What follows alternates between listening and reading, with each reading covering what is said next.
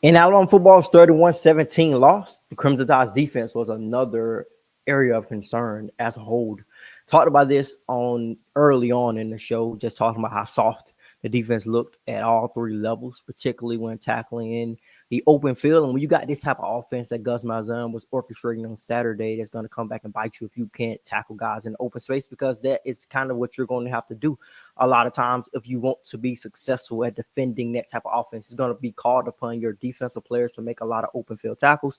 Unfortunately for the Crimson Tide, they were unable to do that at times. And I think when you take a look at this, what Alabama defense did and what I guess what they didn't do, it comes from the coaches and comes from the players, in my opinion. I feel like there's room for blame all the way around in terms of from a schematic standpoint and in terms of an effort standpoint. And you can see that from just in multiple different facets of it. But I'm going to go to you, Trevion. Get your thoughts first, and I'll circle back around.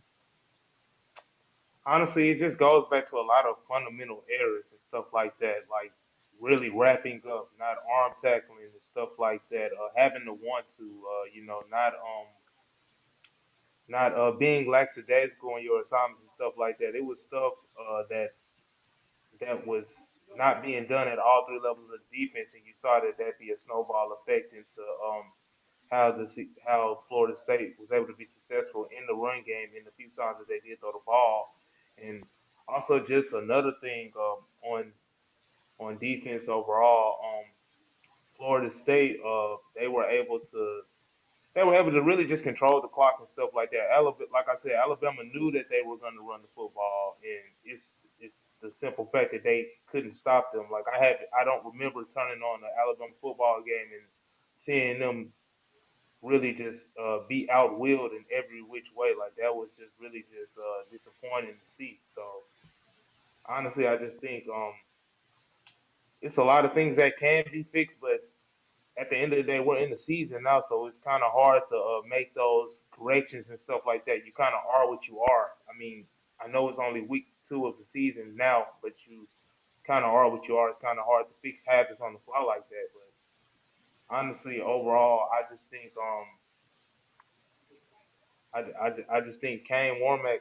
I think he has to do some soul searching. Like for example, with Deontay Lawson, I know that he's the emotional leader of the Alabama defense, but you can look at him and you can clearly see he either was not healthy, he either w- he either was not 100% healed from that knee injury, or he rushed himself back. But I think they have to get the best players on the field. Like that's no slight to Deontay Lawson or anything like that, but I know that they were faster linebackers and stuff like that. So they're missing speed and stuff like that. So they're gonna have to really do a deep dive and practice, do a deep analysis, and be just real honest with themselves. Yeah, I'll jump in real quick, and I do want to kind of say that I think obviously anything that is on the physical side, it's probably a little late to try to correct anything on that side. But everything as far as the mental side can be corrected in just one day.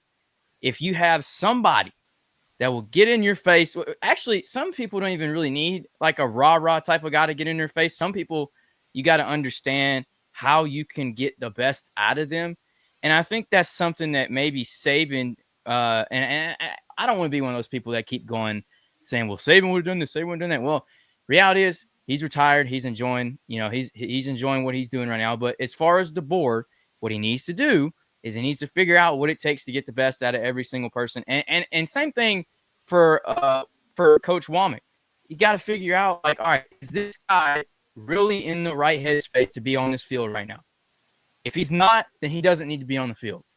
And there's going to be mistakes that happen, but there's effort mistakes, like just low effort. Especially, I don't know if I've already mentioned, but there was a video on Twitter from Brooks Austin of like all the way across the field.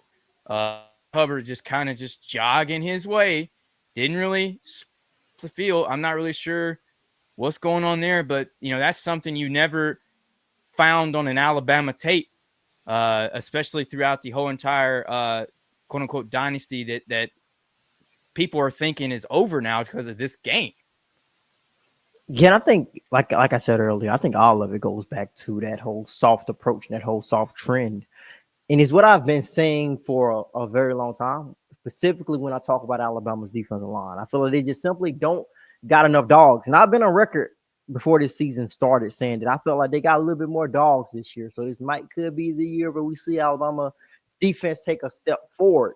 So I can say I'm disappointed in terms of what I thought they would look like from a defensive standpoint, in terms of them having dogs, guys who really had that edge to them. And they talk, and that's kind of one of the things that we also got to bring up to the forefront. Whenever Castellino said what he said, all the disrespect would be addressed. All the talk that Alabama's defense was, technically they didn't talk, but all the confidence that they seemed to put out there, saying that they were going to do this, saying that they were going to do that. They fell short in every way possible on Saturday from that standpoint. So I can say that from what we expected them to be from a defensive standpoint, from an edge standpoint. And I'm going to say the guy's name who I expected to have that edge, to carry that torch. I was thinking about guys like James Smith, LT Overton, Quay Russaw, Justin Jefferson, Deontay Lawson fits into that mold too. I was thinking about all of those guys really bringing the boom, being physical, being big, mean, nasty defensive linemen. Although, like I said, I am going to respect the scheme. The scheme really that Gus Malzahn, what he was running from that standpoint, it goes against that. It goes against Alabama being these aggressive, just being able to rush up the field on in terms of just being able to stop the Florida State offense. But at the end of the day, sometimes some of that stuff gets thrown away. Sometimes you got to be a dog in terms of making tackles. Like I said, that's an effort thing. Like making tackles is one of the most simplest parts of football, but it's not simple in terms of doing it. I say it all the time. Being able to tackle is a skill, although most people may not think about it from that standpoint. But being able to make an effective tackle in space every time is a skill. And I feel like that's a skill that some Alabama players seem to be missing at this particular point in time, specifically in space. And I think you have to be disciplined. You got to know when you can make the kill shot, when you cannot make the kill shot, when you need to make an effective tackle. And also, you need to know when you need to hold off. When you need to know, like, hey, I'm not going to get to him. Let him go out of bounds and play is over. And to be honest, use that energy, that same energy that you got to hit him while you're out of bounds or hit him while you're on the ground. Think about that during the play. Then maybe you'll be able to make a play instead of waiting till like, the play is almost over with. Let me go. I'm so mad that he beat me outside. Let me go ahead and knock his head off because I'm mad because he beat me on this play. Use that energy. Think about that more so during the play, and maybe you'll be a little bit more effective. So like I said, from a standpoint of looking at it from the outside looking in, from an overview perspective, Alabama has a lot they got to fix on the offensive and defensive side of football.